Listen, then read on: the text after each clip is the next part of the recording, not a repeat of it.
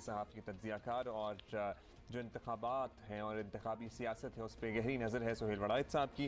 वड़ाइद साहब, डस्का का इलेक्शन अब ज़ाहिर है एक सिर्फ ज़मीनी इंतखाब नहीं रहा, अब एक सीट का मामला नहीं है, एक बड़ी जंग, सियासी जंग की सी सूरत अख्तियार कर चुका है। कौमी असम्बली के नंबर्स तो ज़ाहिर है जो हैं वो हैं, कोई ख़ास फ़र्क नहीं पड़ेगा, लेकिन मुल्की और इलाकाई सियासत के लिए कितना अहम होगा यहाँ पर किसी भी पार्टी का हारना या जीतना? डस्का का इलेक्शन वाकई ना सिर्फ इलाकाई सियासत के लिए अहम है बल्कि मुल्क गिर सतह पर भी इसका असर होगा।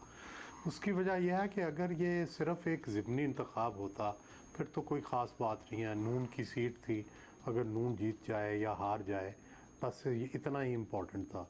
लेकिन जब इस पे धांधली के इल्ज़ामात लगे, अब रीपोल हो रहा है, इस वजह से पूरे मुल्क में इसका एक शोर मचा इस हवाले से।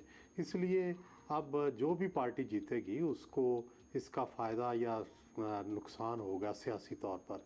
अगर नून जीतती है तो ज़ाहिर है वो ये कहेगी कि पिछली दफ़ा हमारे साथ धांधली हुई थी और इस दफ़ा फेयर इलेक्शन हुआ है और हम जीत गए हैं। और अगर पीटीआई जीतती है तो वो कहेगी कि देखें, हम 50-60 हज़ार वोट हमने पहले से ज़्यादा लिया है और सेंट्रल पंजाब में हम अपनी पोजीशन बनवाने में कामयाब हो गए। जी बिल्कुल ठीक है। वड़ाइद साहब, ये भी बताइएगा कि डस्का इंतखाबात अब इलेक्शन कमीशन के लिए भी बहुत अहम है, क्योंकि उन्होंने भी अपने आप को जस्टिफाई करा है। उन्हें यकीनी बनाना पड़ेगा कि ऐसे इलेक्शन हो, ऐसे नताइज आएँ जिन पर कोई सवाल ना करे। तो क्या मौजूदा सूरत हाल आपके ख्याल में होगा ये मुमकिन कि ऐसा ही हो? ये दुरुस्त है कि ये इंतज़ामिया के लिए, इलेक्शन कमीशन के लिए, पुलिस के लिए, ये सब के लिए एक चैलेंज है। क्योंकि पिछली दफ़ा इलेक्शन पे बड़ी गड़बड़ हुई, शोर मचा, फायरिंग के वाक़यात होते रहे, वो बार बार टीवी पे नज़र आता रहा कि मोटरसाइकिलों वाले फायरिंग कर रहे हैं। फिर रात को धुंध की वजह से प्रिजाइडिंग अफसर नहीं पहुँचे या गायब हो गए।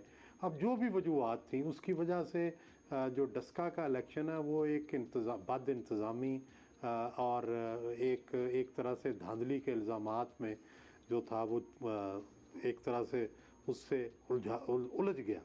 तो अब ज़रूरत है कि इंतज़ामिया बहुत अच्छे इंतज़ाम करे और ये साबित करे कि अगर इंतज़ामिया चाहे तो वो मामलात को बेहतर कर सकती है। पिछली दफ़ा इंतज़ामिया मुकम्मल फेल हुई, चुनांचे इलेक्शन कमीशन ने सारी इंतज़ामिया को बदल भी दिया। अब नई इंतज़ामिया है, वो नए इंतज़ामात करेगी। उसको चाहिए कि एक एक चीज़ को शफाफ रखे और पहले से बहुत बेहतर इंतज़ामात करे। अब इन इलेक्शन से जुड़ा एक और मामला भी है और इस बार इंतखाबात के लिए मरीम नवाज़ साहिबा से ज़्यादा हमें हमज़ा शहबाज साहब मुतहर्रिक नज़र आ रहे हैं। बड़ा सब क्या तंजीमी सतह पर हमज़ा शहबाज साहब की इतनी गिरफ्त दोबारा से मजबूत हो चुकी है कि मरीम नवाज़ की जगह वो ख़ुद को मुस्लिम लीग नून के चेहरे के तौर पर मनवा लें? देखिए, हमज़ा शहबाज शरीफ को शायद ज़िमनी इंतखाब का इंचार्ज बनाने की वजह यह है कि हमज़ा पहले भी जितने ज़िमनी इंतखाबात होते थे, हत्ता कि जब नून लीग की हुकूमत होती थी तब भी हमज़ा शहबाज ही उसके इंचार्ज होते थे।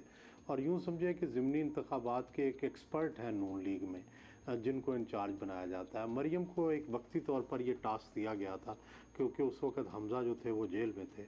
तो मेरा ख़्याल है कि हमज़ा बेहतर परफॉर्म करेंगे। उनको लोगों के साथ, मर्दों के साथ डील करना और रात गए तक वो रुक सकते हैं और बहुत सारे उनको एडवांटेजेस हैं जो शायद मरियम को या नौशीन इफ्तिखार को नहीं है ख़ातून होने की वजह से। लेकिन बहरहाल इस देखना ये होगा कि हमज़ा के जाने से क्या फ़र्क पड़ा। क्या पहले से वोटिंग ज़्यादा हुई, क्या पहले से ज़्यादा नून लीग के लोग निकले हैं। ये